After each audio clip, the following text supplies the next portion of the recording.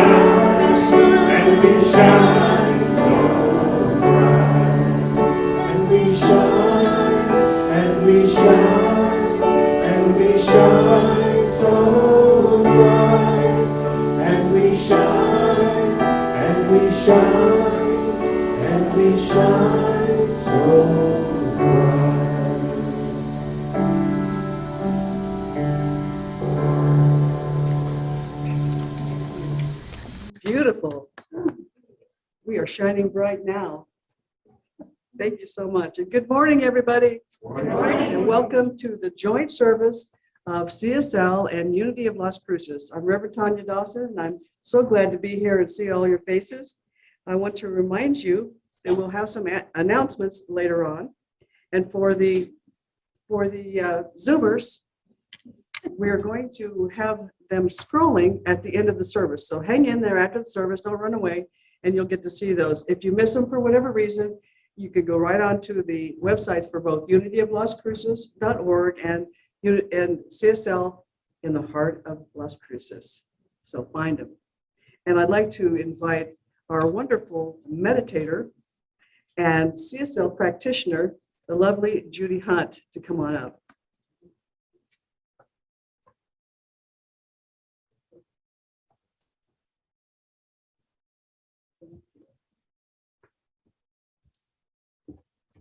Thank you, Reverend Tanya. How's that for sound?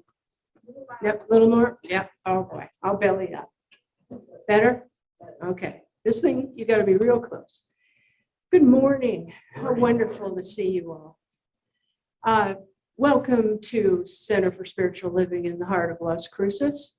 We are a community that believes in prayer. We are a prayerful group. And on the back of each chair in front of you, you will find prayer requests, where if you've brought anything that you'd like some help with, we will assist you. We meet every week. It's ministers, practitioners from 4 New Thought communities. Very rich group, very wonderful prayer time. So you can count on us to pray with you for anything that is heavy on your heart right now.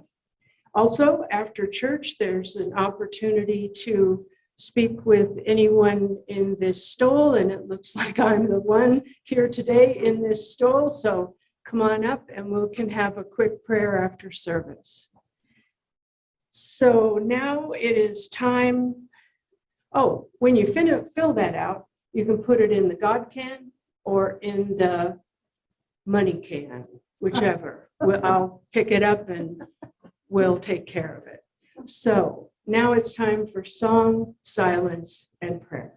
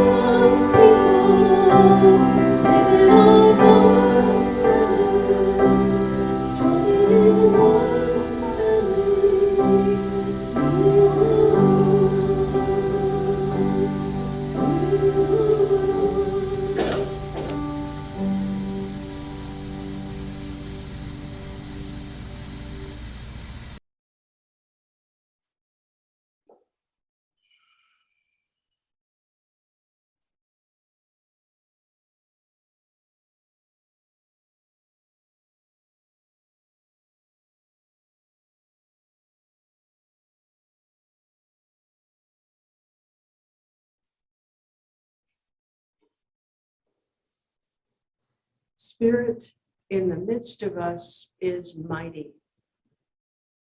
I feel the peace and joy and grace of Spirit in us, through us, and around us, blessing our every breath and every flow of blood, every bit of circulation. We are made of Spirit, we speak Spirit, we are Spirit, and everything around us is Spirit. This is the truth of our nature. And we take our personalized form of Spirit into the world as love and peace and grace. And we know that it is all good all the time, that we are loved and blessed and guided, and that in turn we love and bless. It is all good, and so it is. And for our reading today, we welcome Dave Avery, who will read us from the Daily Word. The Daily Word was a constant thing in my family. My grandma loved it.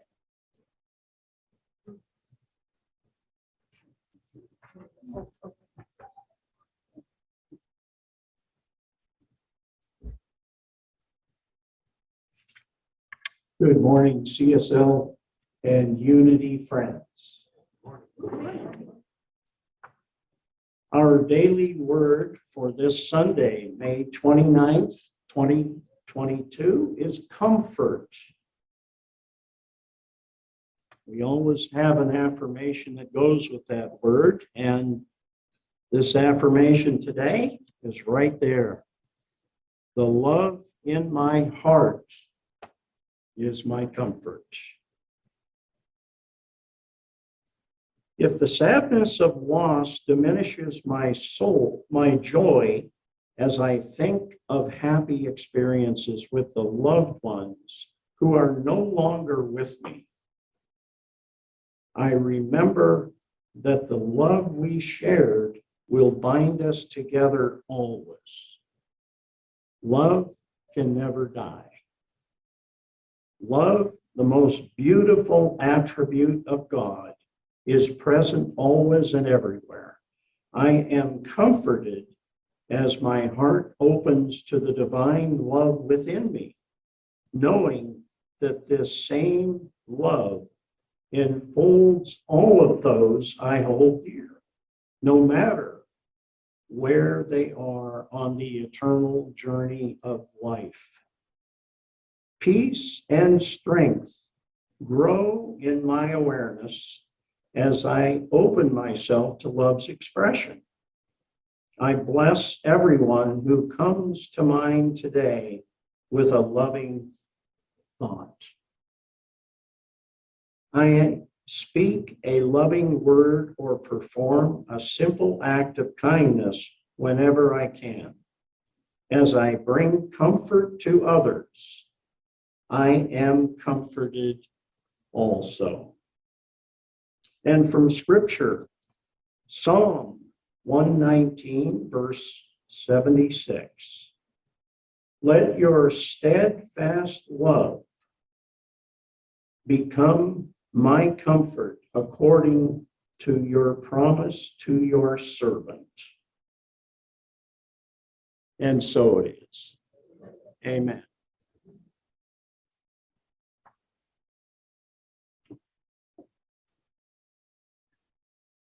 I'm going to sing you a song this morning. It's called Called to Be. It's by Faith Rivera.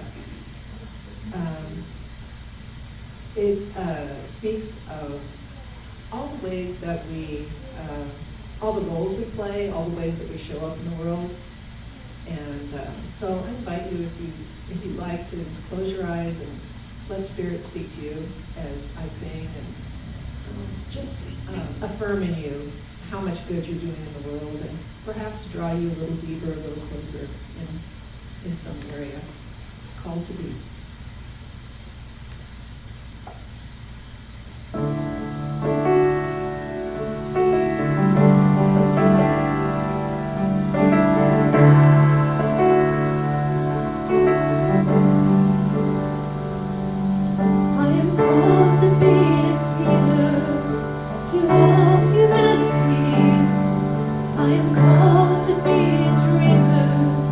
Believe in what can be.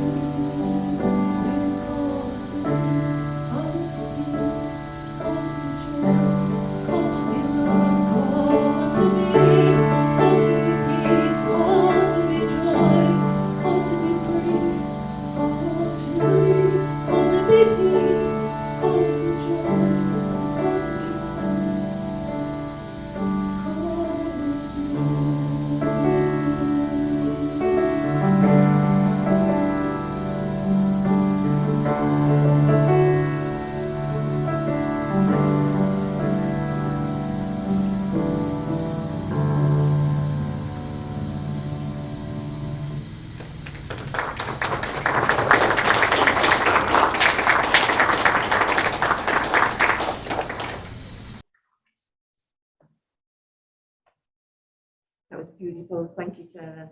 Beautiful. So now it's my privilege. My privilege to introduce our speaker for today, Karen Starz. I love Karen's title. Karen is a treasurer, an MA, certified nonviolent communications, certified trainer, and a main grounding officer. I love that. She's also a believer and a cat whisperer, a risk taker, and a visionary. So Karen Starz, a CNBC certified trainer, is a leader who models both success and failure with courage and integrity. Her passion is the exploration, discovery, and integration of processes which help humans live as they were meant to be, in peace. She loves working with communities to find points of disconnection and bring them into connection through communication, spirituality, and continued learning opportunities. Karen coaches individuals and couples on a committed basis with her packages. She also teaches classes, does speaking engagements, works with groups and companies and nonprofits, building more effective systems and performing facilitated conversations and mediations. Her favorite quality of being is congruence. She also has a new nonprofit here in New Mexico, and that is a network for NVC. Karen has been a student of New Thought since 2000 and a Unity member since 2003. So please welcome Karen Starz, my friend, my inspiration. We're in for a treat. Thank you.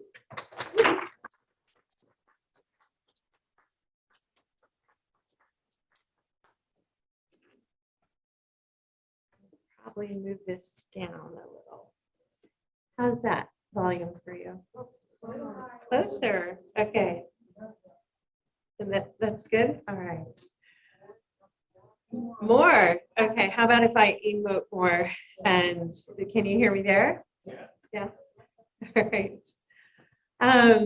Thank you. Thank you for inviting me back to Las Cruces. Thank you for the beautiful song. I didn't realize that I was going to be as emotional as I was. So I was responding to something I consider really beautiful.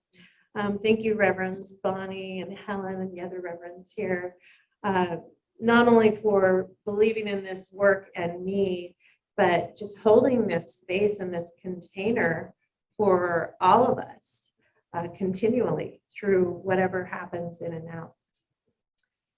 So the name of my talk is Spirit-Driven, Human-Fueled, What a Beautiful Mess. And beautiful is in parentheses because sometimes it doesn't seem that way. Sometimes it seems that it's just a mess. But on the one hand, it's simple, this life for me. I realize and I know that we are divine energy. This is what we are at our core. Then you add the human, and that's when it becomes messy or complex. Humans have thoughts, we have actions, agency, choice, and we have emotions. We act on them, we don't act on them. We have relationships and on and on. So it can get really challenging. Grabbing my note cards here. Believe in fun and color and boldness, so I kind of went with a little bit of brightness today. So one of the things that we're challenged with is that we have input from millions of different and billions of different imaginations in the world. And it is a struggle to discern the truth. You know, when we walk outside, we are hit with all of this input. And it's like a washing machine. And every cycle takes us further from the truth, it seems. So how do we discern? Well, we come here to get fueled up, or we go places where there's prayer, nature, connection, whatever that is for us, song, beautiful song. And then we forget again. we're often taught to look for our needs to get met in places where it's impossible to get them met. It reminds me of a story, and you may have heard this one, of the man crawling around on all fours under a street lamp looking for something. An officer walked up and said, you know, what are you looking for something? And he said, yeah, I dropped my keys. He said, oh, did you drop them there? And he said, no, I dropped them in the alley, but the light is better here. So this is what we do. We look to get our needs met in places or with people who aren't available to meet our needs. And some of those strategies might be, you know, watching the news even. We want to get information. A lot of times maybe what we're getting is something different than information there, or laced with something different. I want to judge the news. I'm just using that as an example. It reminds me of another story. A friend of mine I was talking to, who is a member of AA, she was early in her recovery. She was telling me this story. And she said, you know, I was still doing things that could be considered crazy or, you know, not making sense. And one of the things that she did was, on a camping trip, she had a craving for this certain kind of chocolate. So she drove 2 hours away to a store to get it, to go back to the campground.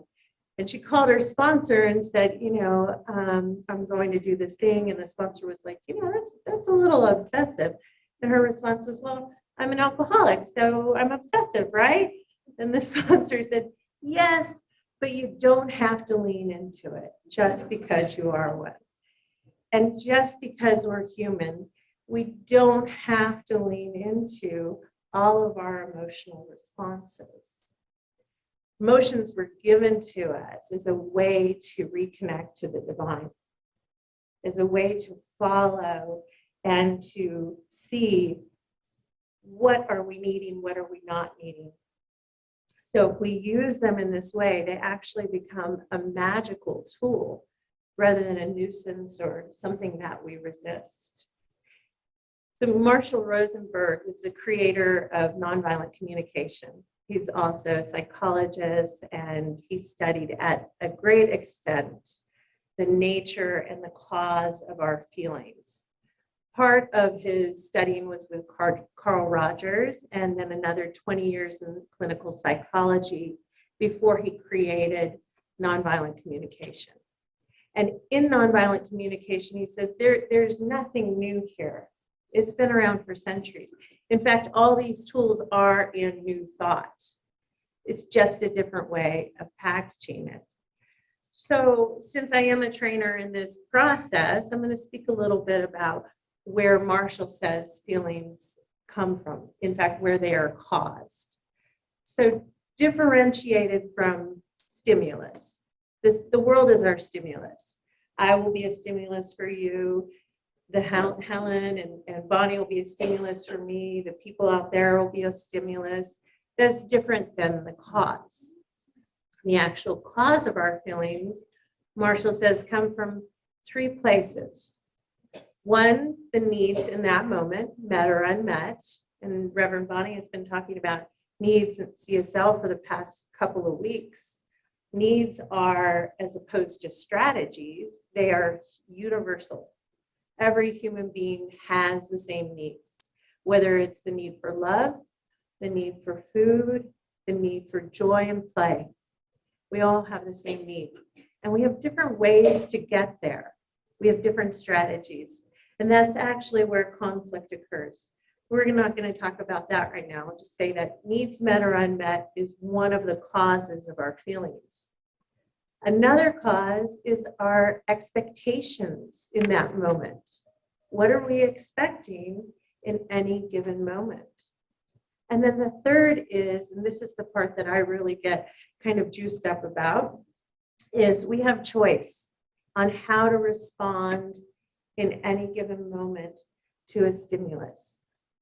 And so these choices that Marshall lays out is we can blame others when we hear a message. We can blame ourselves We can self-connect through empathy. So hearing within what we're feeling, what we're needing, or we can empathize with the other, asking what are they feeling, what could they be needing.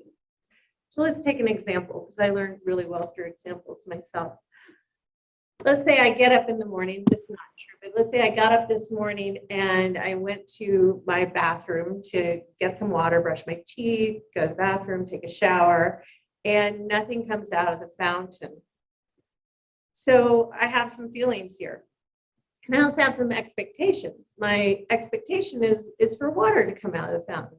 I live in a place where I pay for water, and so I just have this expectation. My need is cleanliness, ease, predictability. Those are probably my needs at that moment. And I have a choice. I can get really angry and blame the water company. This small town, they don't know what they're doing. You know, of course the water is going to be off on the day I need to go talk. I can blame myself. Should have known, should have taken that shower last night. This is just my luck. This is me. It's all about me. I should have, I have to, my fault. I could connect with, what's going on with me. And maybe I'm disappointed and surprised. And I'm really needing to understand. I'm really needing some ease. I can give myself empathy in that moment. Or I can connect to the people who might be running the water company, and go, wow, it's Sunday. I bet they're going to have a really hard time getting people to come in here and fix the water for everybody. I imagine they're overwhelmed and maybe stressed out right now.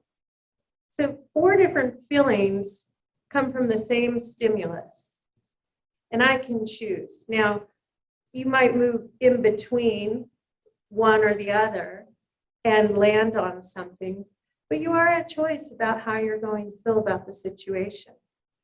And I will say something about the chooser, because, in theory, this sounds really simple. The chooser, this chooser standing before you, has had years of training and disconnection. I've had belief systems that were given to me that I chose to change at some point, whether it was from hitting what we call a bottom or just in life changing, maturing. But it's work. It's not just simple, I'm going to choose today. So it's knowing yourself. And I think that is the work that we do here. And learning through practice. Helen and Reverend Bonnie handed out these cards for me, these feelings and needs cards. And then we also have a slide that is going to be put up with feelings and needs cards for those who are at home. I want to do a practice right now where you look at the feeling side. If you have this card, it'll be the white side. And you choose 2 feelings that you're having right now. And then you flip it over to the other side, connecting it to whatever needs are met or unmet. I'm going to give you 5 minutes to do this, and then talk to someone next to you and tell your story, why you're feeling what you do.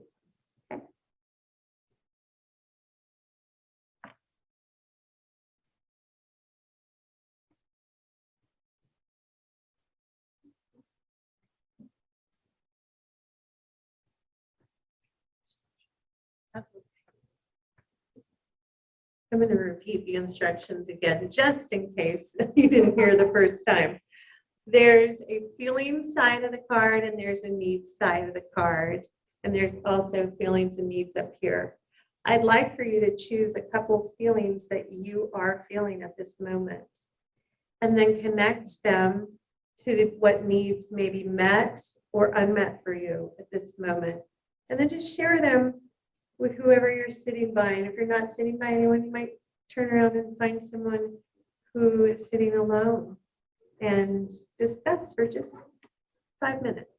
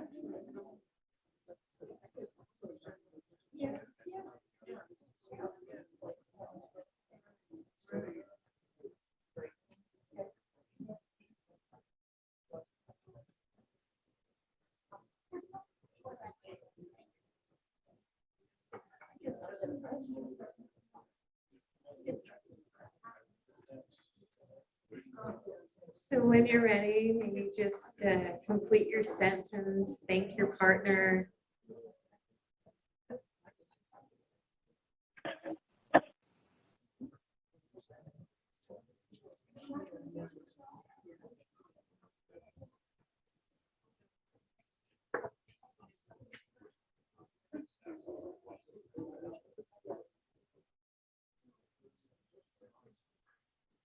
So what I just invited you to do was first to self-connect, and then to honestly express, and then hopefully in the listening, you were holding empathy for each other.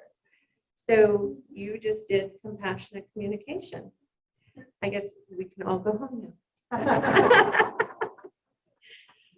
This is a practice, a daily practice. And for me, it may even be minute to minute practice of connecting with, oh, this is my feeling that this instrument has given me. Let me follow it to what's going on for me. So I'll share with you another, where I fail. It says on my bio, that I embrace and lead the way in both success and failure. So this week, I was reminded of one of these things you might call failure. And by the way, I don't find that a negative word at all. To me, it's a playful word. So one thing about me that I know to be true is that I know that God is my source. And you can choose to call it God or divine energy, spirit, creator, but God is my source. And one way that this really came home to me in my adult life was when I had lost my home to Hurricane Harvey back in 2018. And for a year, I fought FEMA to get that money for my home. And so for a year, I'm on the phone, I'm putting energy into this. It's a long story, but needless to say, in the end, I realized, oh, FEMA's not my source. God's my source. So I was able to walk away from that and co-create a different life. Well, this week it happens again. I had written a grant for this work in school systems. So NBC in middle schools, specifically where it applies to social media. Very excited about it.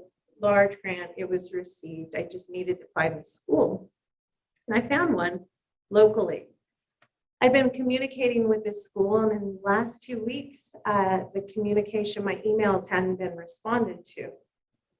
So I started to feel worried, angry, blaming, really caught up in this cycle of this one strategy to get my grant implemented. And I was talking to a friend a couple of days ago who is somewhat of a mentor and a friend, and I told him about my talk, and I said, I haven't written it yet. I'm just so tied up about this school. And he said to me, well, it seems like you're in the middle of the talk right now, so why don't you talk about that? And this, my friends, is how I'm reminded that I am at choice about how to receive the message of silence from the school. That's a message.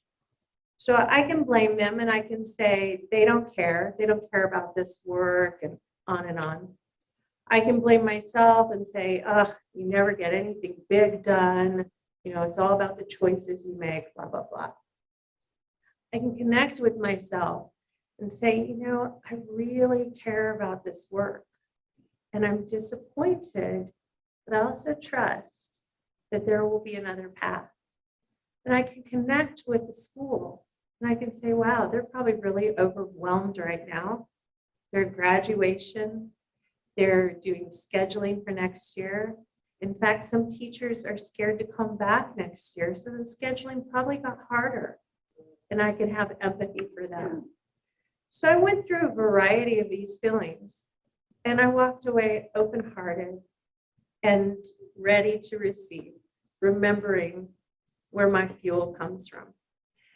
I want to read to you a couple of paragraphs from Marshall Rosenberg before we go into meditation. So I hope you can bear with me. And I thought of shortening this, but I find it really rich. So Marshall wrote, most of us grew up speaking a language that encourages us to label, compare, demand, and pronounce judgments rather than to be aware of what we are feeling and needing. I believe life-alienating communication is rooted in views of human nature that have exerted their influence for several centuries. These views stress humans' innate evil and deficiency, and a need for education to control our inherently undesirable nature. Such education often leaves us questioning whether there is something wrong with whatever feelings and needs we may be experiencing. We learn early to cut ourselves off from what's going on within ourselves. Life-alienating communication both stems from and supports hierarchical and domination societies, where large populations are controlled by a small number of individuals to those individuals' own benefit. It would be in the interest of kings, czars, nobles, and I'm going to add leaders, and so forth, that the masses be educated in a way that renders them slave-like in mentality. The language of wrongness, should, and have to is perfectly suited for this purpose. The more people are trained to think in terms of moralistic judgments that imply wrongness and badness, the more they are being trained to look outside themselves, to outside authorities, for the definition of what constitutes right, wrong, good, and bad. When we are in contact with our feelings and needs, we humans no longer make good slaves and underlings. So we see this in our world playing out right now. I don't need to name where it is. And we can make a change. We hear a new thought. No, if we go inward, we can make a change. So as we move into this time of meditation, I want you to ask yourself, how do you choose to feel today? What world do you want to live in? And what would have you dancing out the door? So I'm going to invite you to close your eyes. And as we go inward to our source, to the very nature of our being, we let the thoughts roll off of us like raindrops off of a rain jacket, puddling at our feet, and we feel lighter and lighter and lighter.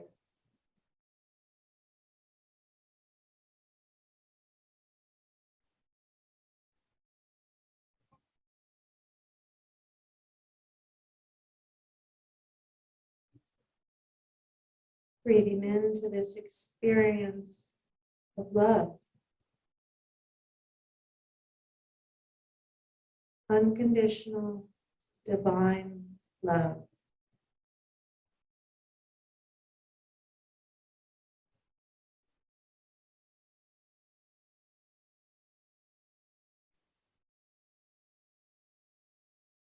And remember what it was like to be a child, to have the eyes of wonder, to experience the world moment by moment.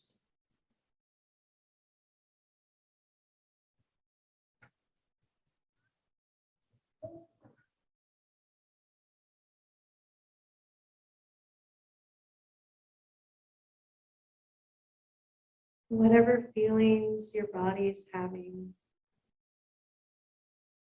whatever feelings come into your heart and flow through you, embrace them as the gift that they are.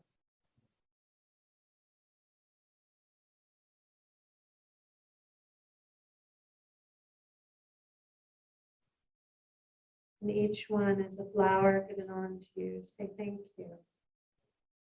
Thank you. Thank you.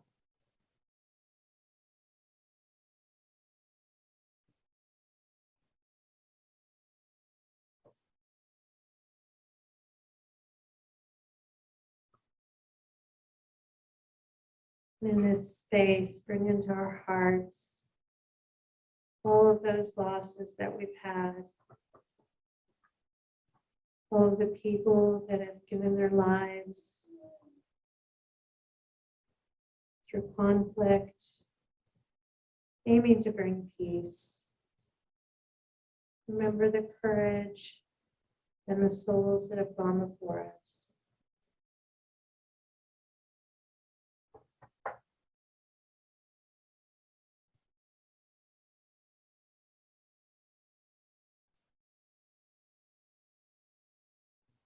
I invite you to take 3 more breaths at your own pace, and then open our eyes.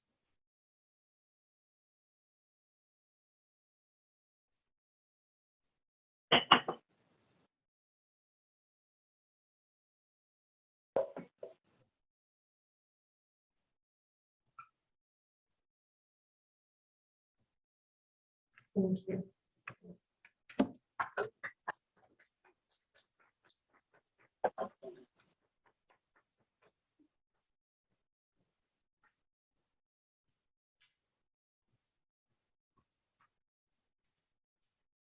I hope that felt as good to you as it did to me. Thank you so much, Karen. It's been wonderful to have you back here. Let's just thank her again. Thank you so much. So one of the needs you might find on your blue card is to contribute or to have contribution.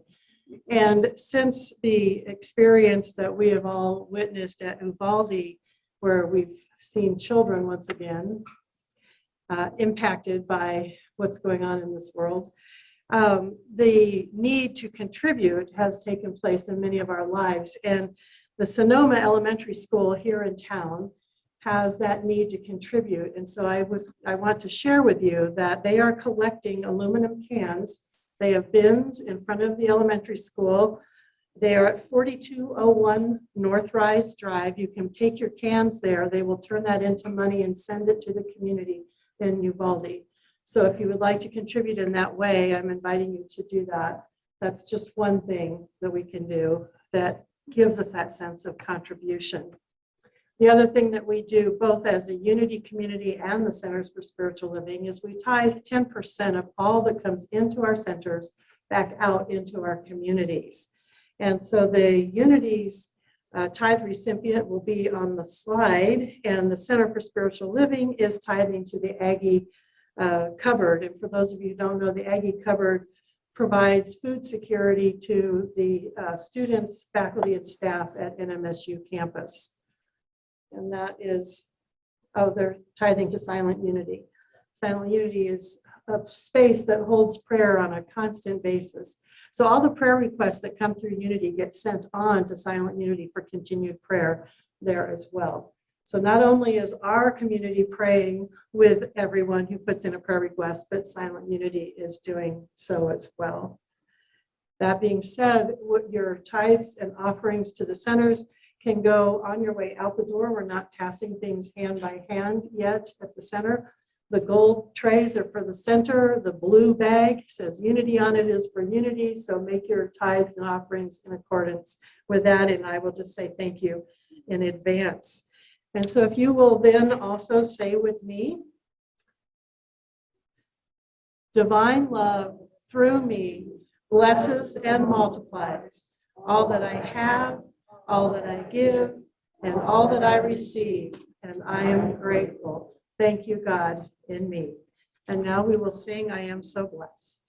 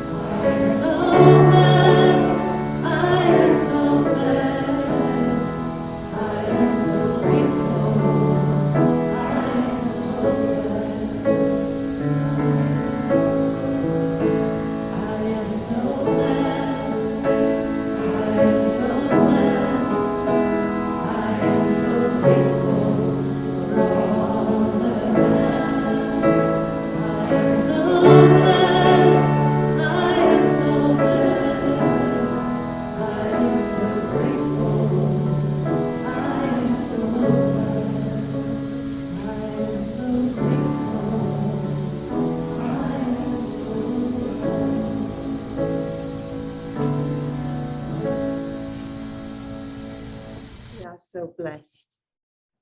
And as we know that all of our loving contributions, our tithes are there at the back of the room, that's all of us. Just hold that blessing, connecting with our heart energy, blessing all of the tithes to the Aggie cupboard, to Silent Unity, and seeing that blessing from our heart go out into the world, doing good work, increasing and adding to the light of the world. And we know about the law of circulation that comes right around in through and others and goes out again, blessing our communities together, blessing our lives and blessing the people of the earth. And so it is. Thank you.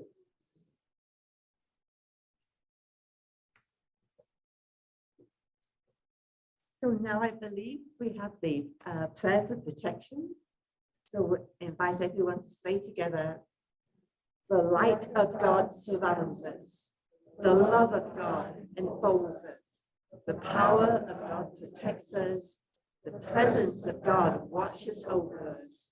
Wherever we are, God is, and all is well.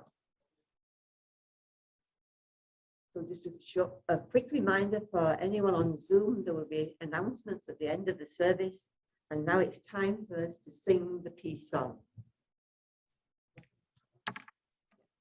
You're welcome to stand if you're able and form a bigger circle as we are able.